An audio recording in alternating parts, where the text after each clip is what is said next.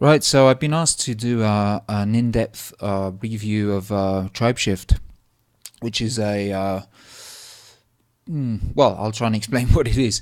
So I did a short version. If you want to watch that, it's about 3 minutes long, I think. And then somebody asked me to do something a bit more in-depth, so that's what I'm going to try and do here. Okay, so from what I understand, and if anybody in TribeShift feels differently, then they can just post a comment. The idea was to try and create a group on Facebook, and now it's got its own website, to tell people or educate people as to tribal values.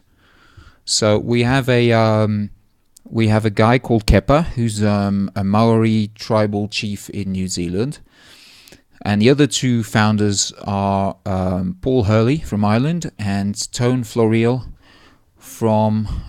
Tony Florial, who lives in California. And so they started this thing. I don't know exactly when, but I think it was in spring, or must have been in spring 2016, something like that. And so the idea is that it started with 50 members.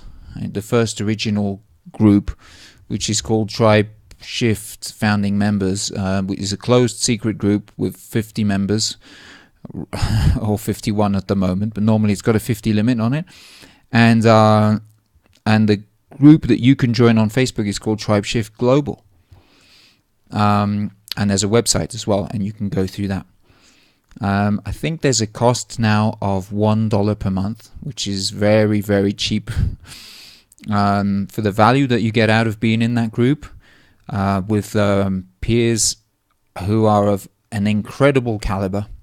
And I'm not talking about myself, but there are some people in there who are, literally my life has been changed. I'll go a bit more into detail in that later on. So what's it about? It's about connecting with people, something that we don't do on social media much. We click on like buttons, we put one-line comments, we've got hundreds of friends that we've never met, we'll never meet, and we don't really know what's going on in their lives. They don't really know what's going on in ours. There's not much connection on social media. It's maybe it should be called anti-social media. And in TribeShift, we learn to connect a lot more, and that involves or implies values such as trust, being vulnerable, not trying to keep up bullshit appearances like we so often do on social media. Being authentic, being really you, and not engaging in just small talk, but rather going deep. And some of the, all of the conversations I've had with members of TribeShift have been going really deep right from the start.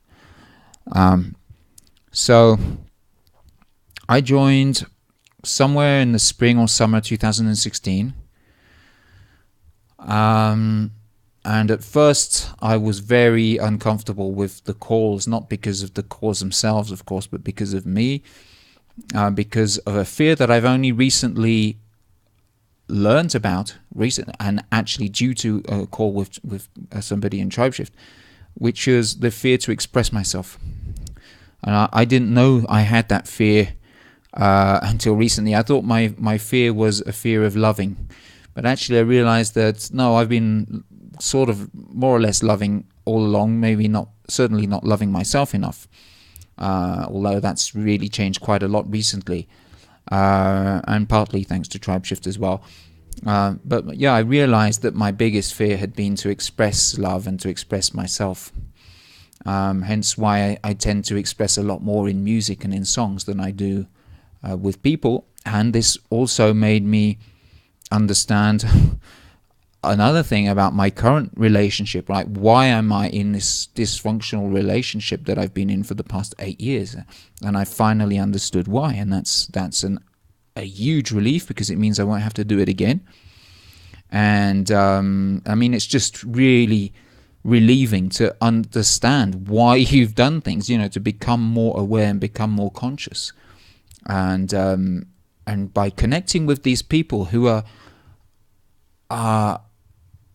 a lot of them are just very, very accomplished people, or so it seems, and very smart, and they have a perspective that you can learn from, that's bound to be very different from yours, and you get very, very diverse perspectives from a lot of these people. And it's, quite often it seems that there are people in there who've just gone from being, maybe depressed and not having a sense of purpose and stuff, to just getting out there, finding their purpose, and just tearing everything apart, really just kicking ass like you have no idea. Unbelievable, really. I mean, the transformations and the learnings that these people have acquired themselves are immense, and all of that is there in TribeShift. And the amount, I honestly think there's no limit to where TribeShift can go.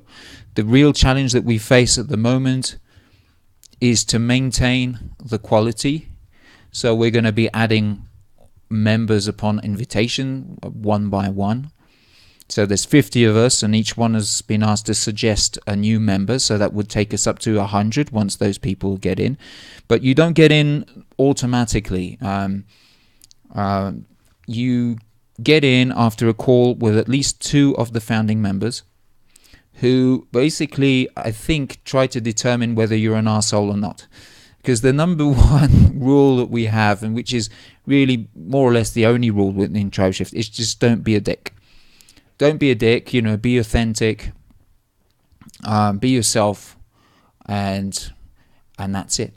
And so what have I got out of TribeShift? Well, my first call was very uncomfortable. That was with Kepa, the tribal Maori chief in New Zealand. He's a lovely guy. He's a musician as well, singer-songwriter. Really lovely guy. A bit of a weirdo, but in a really lovely way. So he, my first call with him was a bit uncomfortable. The second time I took something to help me a bit with that. And it already went better. And then after that, I decided I didn't want to take anything, and I just wanted to, get through it, and not use any substances as a means of escape and stuff like that, to hide. And then I had other calls. At first we had a buddy system, which was every month we'd be randomly picked to connect with certain people. Like, you'd have a list of 3 or 4 people to connect with during that month, and that was your mission. Have calls with them. And it was better because of the time differences and the fact that we're spread all over the freaking place. It's very difficult. Sometimes with some people, obviously. With others it's a lot easier. There are people in the same time zone roughly as I am, and with them it should be a lot easier. But there are people in Japan, on the American continent where I am, in Europe, in Asia I'm not sure, but probably we got somebody in Iran. We've got people all over the freaking place. I don't know about Africa actually. So what happened is that through connecting with people, I realized it was actually quite nice.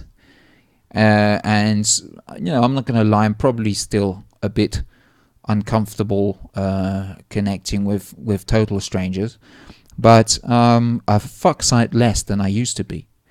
No comparison, and that's largely due to something that I've just overcome, which was I had to express to somebody some very strong feelings I had, and I was very, very nervous. My voice was, my throat was all blocked up and stuff, but I did it, I think largely to the fact that I talked with some people within Tribe Shift who really get me, and that's not, it's not often. I mean, I'm sort of the shy introvert on the outside, all right? On the inside, that's not me at all. That's just the me that results from my childhood and getting certain reactions from my father. Okay, that's where it comes from. And if I summarize it, it was fear of expressing myself, because expressing myself and expressing love only ended up with rejection. Not because of me, but I didn't figure that out at the time, but because of him. And anyway, that sort of stuck. But once I'm past that fear with people, then I can start talking. And right now I've been talking for 11 minutes to myself, but I can talk for hours. But on the surface, at first, I'm this shy introvert. But that's not really me. So getting to connect with people who don't judge you, who are, or certainly they don't seem to, and if they do, they don't say it. And I think they're probably consciously, if they do, they probably, like me, make a conscious effort to not judge, because we've figured out that judging is just about ourselves and not about the people that we think we're judging. It's always about ourselves.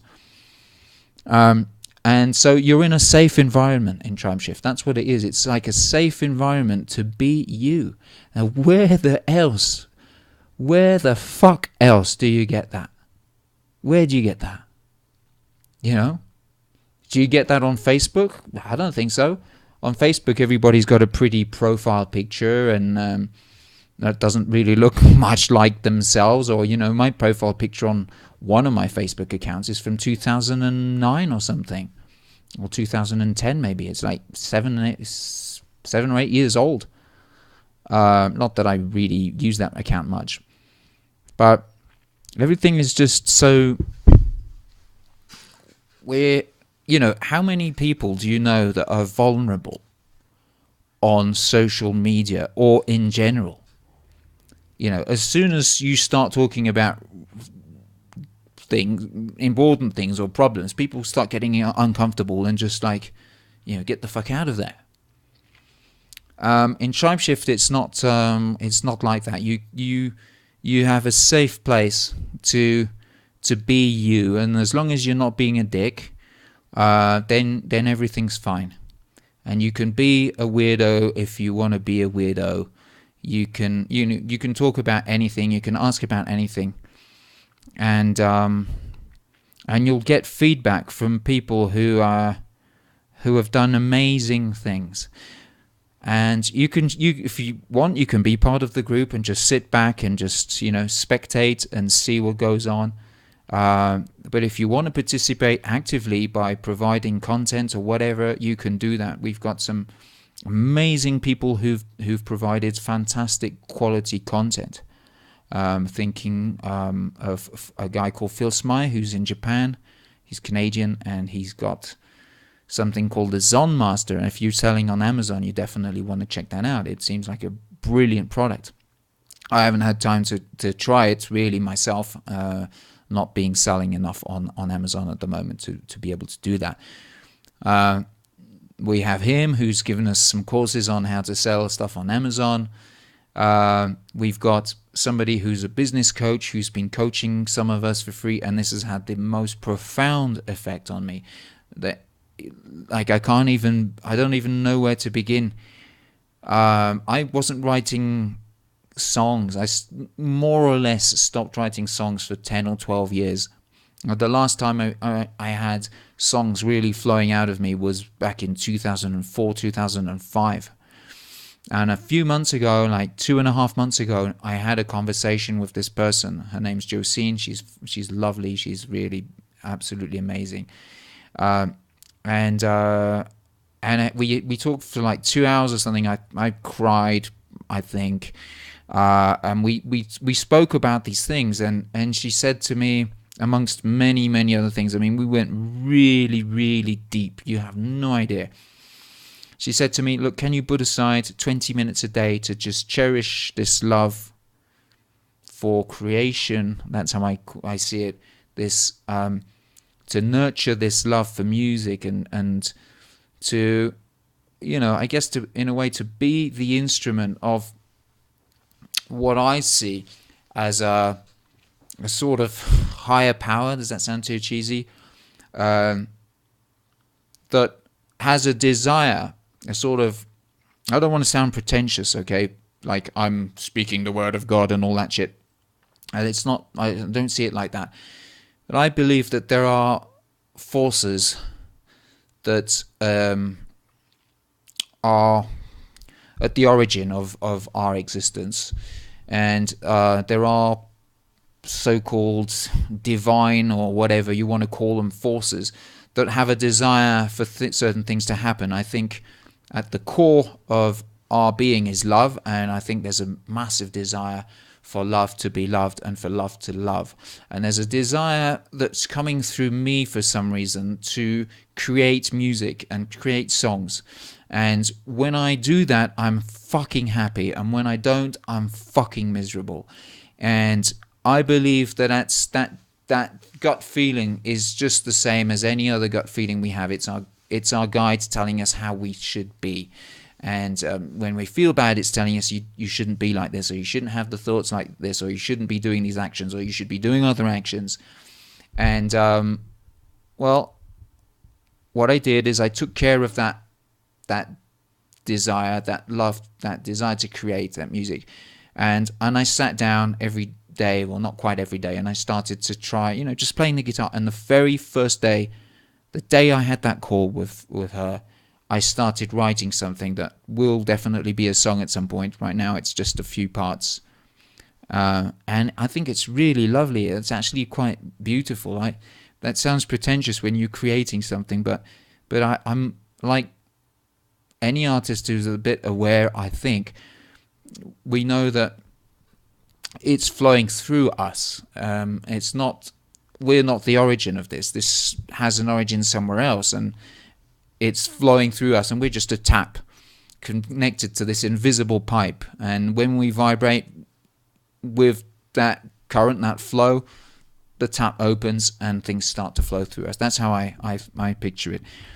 And anyway, so I got to understand these things through my talk with this person, Josine, and also I had talks. I've had talks with lots of people, and every single one has been beneficial to me. One of my first talks got me like the girl. Her name's Day. She's a vegan cook, a vegan chef. Sorry, and she told me about a brilliant book. If you haven't read it, this book can change your life. I need to read it again. It's called The War of Art.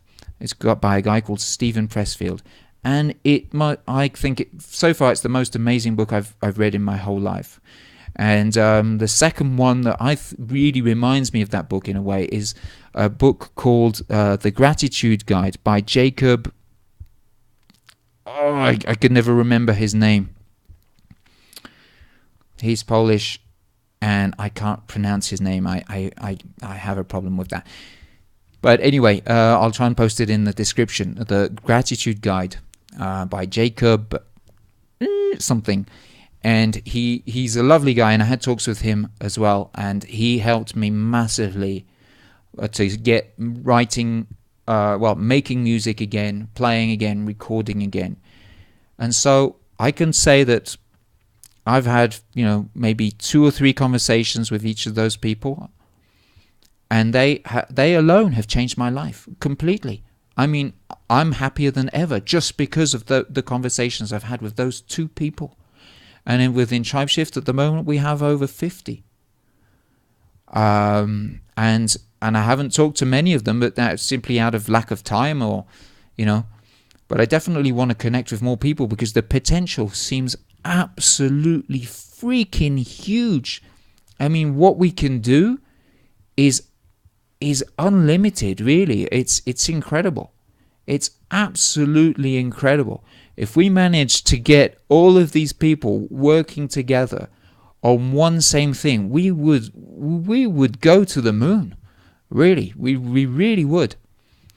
So I can honestly say that TribeShift, although I've done many other things that have been fantastically beneficial, is one of the best things that's happened to me in my life, and certainly one of the best things, if not the best thing that's happened to me in the past 5 years, 10 years, 20 years. I don't know. I don't know. Maybe forever.